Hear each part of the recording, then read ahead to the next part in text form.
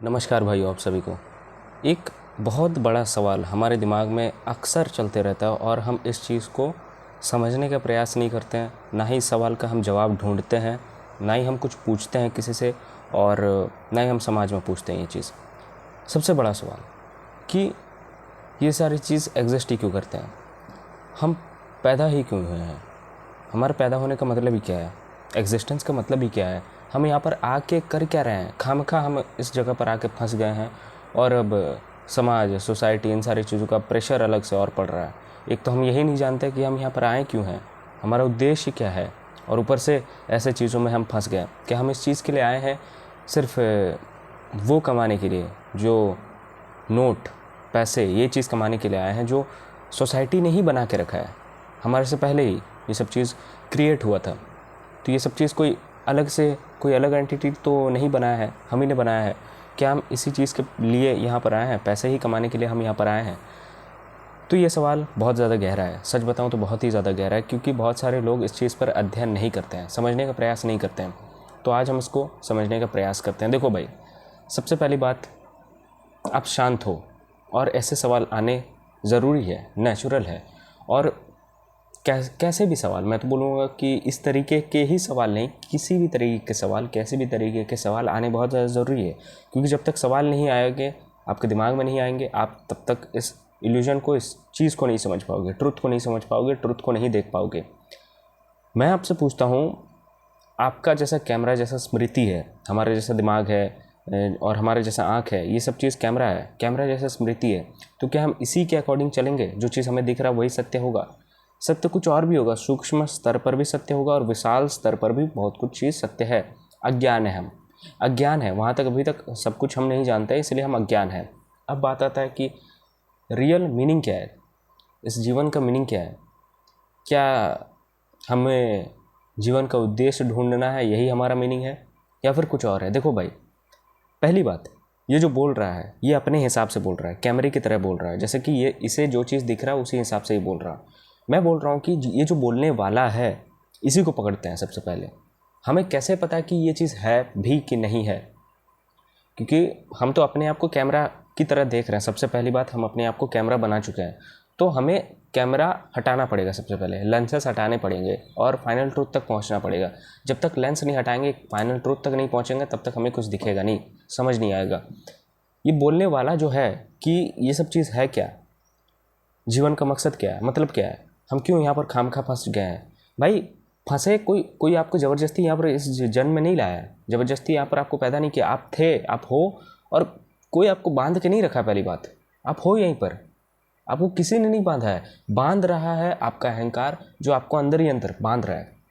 अहंकार, ईगो, डर, गुस्सा, चिंता, ये सब चीज़ कुछ भी कह लो, यही सब चीज़ आपको बांध के रखा हुआ है अभी तक। तो इन सारी चीज़ों से मुक्त हो जाओ। अब मैं बोलूँ, अब भाई इन सारी चीज़ों से जैसे मुक्त होगे, मुक्त हो नहीं सकोगे, फिर तुम सर्च में जाओगे, इधर उधर जाओगे, चीज़ों को समझने का कोशिश करोगे, ज्ञान अर्जित करोगे। तो ज्ञान अर्जित करना कोई गलत नहीं है, लेकिन ज्ञान अर्जित करने का भी एक सीमित होता है, एक सीमा होता है, एक लिमिट होता है। ऐसा नहीं कि बस रटा रटाए ज्ञान बस जान रहे, मतलब जानते चले जा रहे हैं, और जीवन का मेन उद्देश्य जो है चीज़ है, वो चीज़ हम समझ नहीं पा रहे हैं। जीवन का असली उद्देश्य क्या है, क्या है, तुम बता पाओगे? अब मैं तुमसे पूछने लग जाऊं, अधिकतर लोग नहीं बता पाएंगे कि जीवन का उद्देश्य क्या है।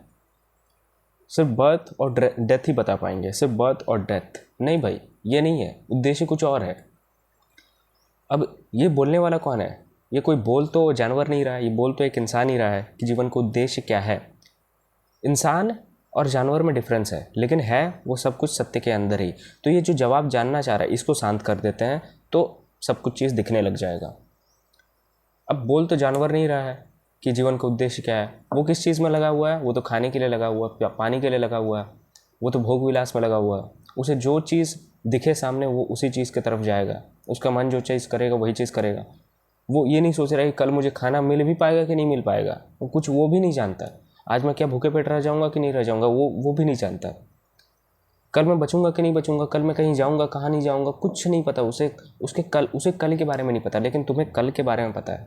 तुम्हें कल की चिंता है, और तुम्हें पास्ट, बीता हुआ पास्ट, वो तुम्हें याद है।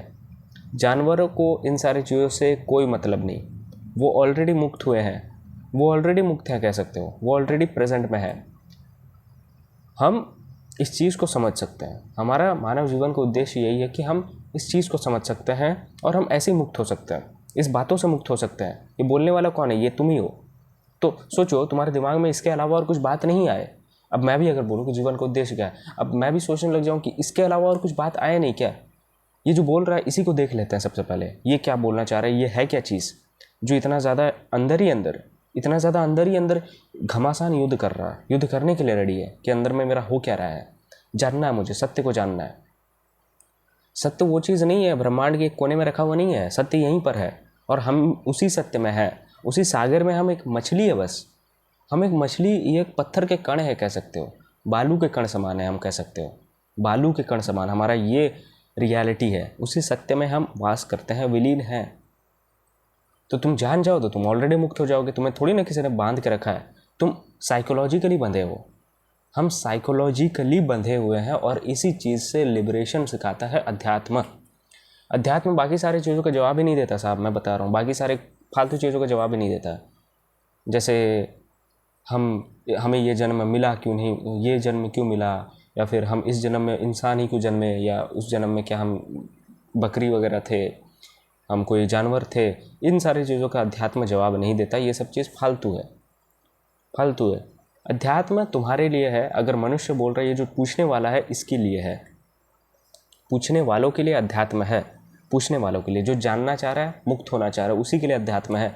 बाकी सारी चीज़ों के लिए अध्यात्म नहीं है। अध्यात्म सपोर्ट है, सपोर्ट कर सकता है आपको, समझा सकता है आपको, बहुत सारी चीज़ों के बारे में आपको समझा सकता है। लेकिन अध्यात्म ये नहीं कह सकता कि मैं तुम्हें बताऊंगा कि तुम पिछले जन्म में क्या थे। ये अध्यात्म नहीं कहता है। अध्यात्म बोल रहे हो तुम्हारा तो जन्म यहीं पर हो रहा है, तुम हर बार जन्म रहे हो, हर बार जन्म ले रहे हो, तुम हर एक क्षण में जन्म ले रहे हो। तुम भूल जा रहे हो क्या? तुम भूल जा रहे हो तुम हर एक क्षण में जन्म ले रहे हो। कल कुछ और थे, आज कुछ और हो, एक साल बाद कुछ और हो गए। तुम्हारा माइंडसेट पूरी तरीके से डिफरेंट हो जाएगा, तुम्हारा बॉडी पूरी तरीके से डिफरेंट हो जाएगा, तुम्हें कुछ भी नहीं पता। तो तुम्हारा जन्म तो यहीं पर हो रहा साहब। तो इसी जन्म मृत्यु के खेल के चक्र से आज़ाद हो। कृष्ण यही बता रहे हैं कि इसी जन्म मृत्यु के खेल से, इसी चक्र से आज़ाद हो जाओ, पुनर्जन्म के इस खेल के चक्र से आज़ाद हो जाओ। जान लो, जब देख लोगे तो और पता ही चल जाएगा कि मैं भी उस सागर के उस छोटे कण के समान ही हूँ। तो और तुम क्या चीज़ मतलब रहेगा तुम्हें, किस चीज़ से तुम्हें मतलब रहेगा? आत्मज्ञान जब तुम कर लोगे, जब खुद को समझ लोगे, जब महसूस कर लोगे उस चीज़ को, जान जाओगे, जब तुम्हारा मैं पूरी तरीके से ख़त्म हो जाएगा, टूट जाएगा, तब उसी के बाद तुम्हें रियलिटी दिखने लगेगा। तो उस चीज़ को देख लो, मैं बोल रहा हूँ। उस चीज़ को डिलीट क्यों करना, उस चीज़ को डिले क्यों करना? जब तक तुम इस आत्मज्ञान की तरफ नहीं बढ़ोगे, आत्मज्ञान की तरफ नहीं बढ़ोगे, तुम तब तक ये सोचते रहोगे कि सत्य को किसी कर्म से पाया जा सकता है, कि अच्छे कर्म करूँगा तो मुझे सत्य मिलेगा, बुरे कर्म करूँगा तो मुझे सत्य नहीं मिलेगा। किसने कहा? तुम सत्य को फिर यही कर्मों के बंधन से बांध रहे हो। सत्य तो ये कर्मों के बंधन से पूरी तरीके से मुक्त है। और तुम्हें किसने बोला ये चीज़ कि तुम्हें कुछ कर्म करना पड़ेगा, उसी के बाद तुम सत्य को जान पाओगे? सत्य को जानना शांत हो जाना होता है। सत्य को जानना उस पूरे सागर में विलीन हो जाना होता है पूरी तरीके से। और वहाँ पर कुछ रहता नहीं है, वहाँ पर मैं भी नहीं रहता। वहाँ पर जो असली मैं है, जो ट्रुथ है, एक ही है, वहीं पर हम रहते हैं बस। उसी पर हम रहते हैं, उसी पर हम वास करते हैं, उसी में पूरी तरीके से विलीन हो जाते हैं। अब तुम बोलोगे कि यार तो यही कर किया जाए, फिर मैं बोलता हूँ यही करके तो देखो, फिर होता क्यों नहीं तुमसे?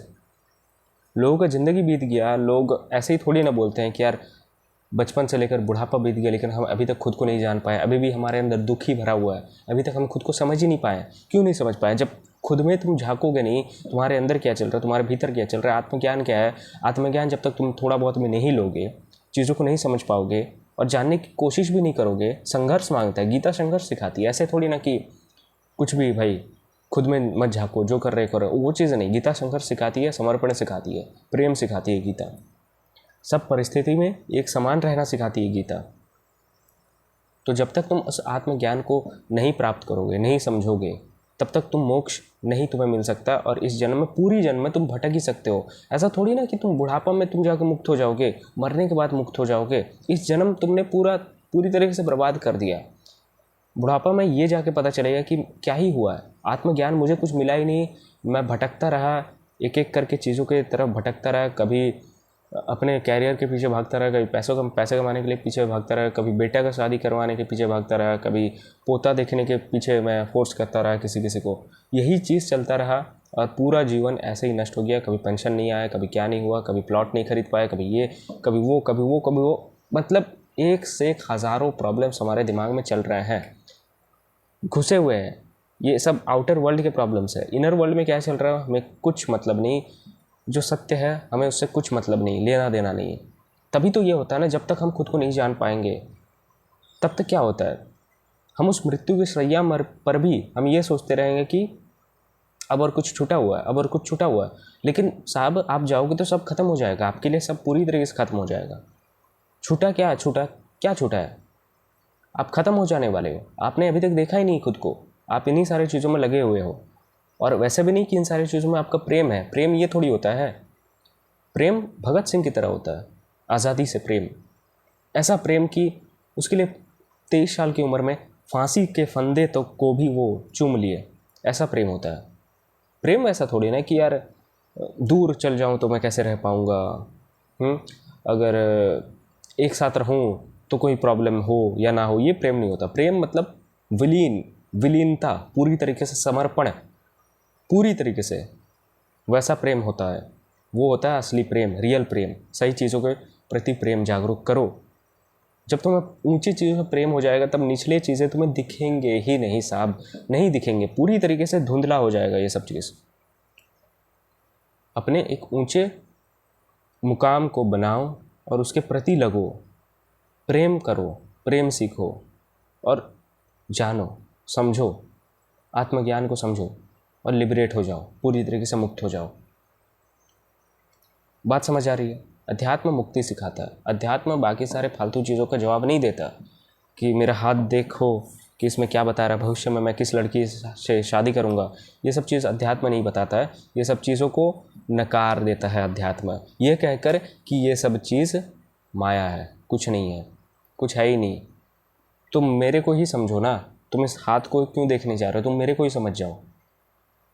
अध्यात्म कहता है तुम मेरे को ही समझ जाओ, अपने आप को ही समझ जाओ, दैट्स इट। और बाकी सारी चीज़ों के बारे में तुम्हें नहीं जानना है। तुम जब समझ जाओगे, ये देख लोगे तुम भी उस सागर में एक कण के समान ही हो, तो फिर उसके बाद तुम्हारे दिमाग में ये सब थोड़ी रहेगा कि हाथ देखा जाए कि मैं कहाँ जाऊँगा, कहाँ जन्मूँगा, पिछले जन्म में क्या था। ये सब चीज़ों से कोई मतलब फिर नहीं रहेगा, फुल स्टॉप, कट जाएगा ये सब चीज़ पूरी तरीके से।